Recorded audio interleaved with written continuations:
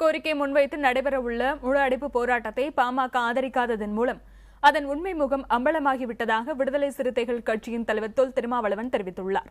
இது தொடர்பாக நாகர்கோவிலில் நமது செய்தியாளர் நாகராஜிடம் அவர் பகிர்ந்து கொண்ட தகவல்களை இப்போது நாம் பார்க்கலாம். அருகில் இருக்கக்கூடிய கேரள மாநிலத்தில் ஒரு மதுவுக்காக பிரதான கட்சிகள் அனைத்துமே ஒன்றிணைந்து போராடுகின்றன. ஆனால் இங்கு மட்டும் சில கட்சிகள் இந்த போராட்டத்தில் பங்கேற்காததை நீங்க எப்படி பார்க்குறீங்க? ஒன்று இரண்டு கட்சிகளை தவிர தமிழகத்திலும் எல்லா கட்சியினரும் இந்த கோரிக்கைக்கு ஆதரவாகத்தான் உள்ளனர். தனித்தனியே போராடுகிறோம் என்பதை தவிர கோரிக்கையும் லட்சியமும் ஒன்றுதான். இந்த போராட்டத்தில் ஆளும் கட்சியை தவிர அனைத்து கட்சியினரும் பங்கேற்க வேண்டும் என்று நாம் அழைப்பு விடுத்திருக்கிறோம், திமுக உட்பட. ஆனால் பாமக மட்டும் இதில் பங்கேற்காது என்று அறிவித்திருப்பது அவர்கள் தங்களை தாங்களே அம்பலப்படுத்திக் கொண்டிருக்கிறார்கள் என்றுதான் நாம் சொல்ல வேண்டியிருக்கிறது.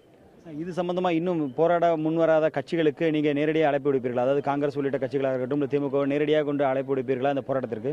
தொலைபேசி வாயிலாக காங்கிரஸ் கட்சியினுடைய தலைவர் EVK இளங்கோவன் அவர்களிடத்திலே நான் பேசினேன்.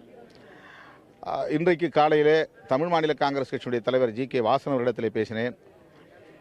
இடதுசாரிகள் ஏற்கனவே தம்முடைய ஆதரவை நல்கியிருக்கிறார்கள். பாரதிய ஜனதா தன்னுடைய ஆதரவை வெளிப்படுத்தி இருக்கிறது. திரு வெள்ளையன் அவர்களின் தலைமையிலான வணிகர் சங்கங்கள் கூட்டமைப்பு தன்னுடைய ஆதரவை வெளிப்படுத்தியிருக்கிறது. திரு விக்ரமராஜா அவர்களிடத்திலே நான் தொலைபேசியிலே தொடர்பு கொண்டு இந்த போராட்டத்திற்கு ஆதரவு தெரிவிக்க வேண்டும் என்று கேட்டிருக்கிறோம்.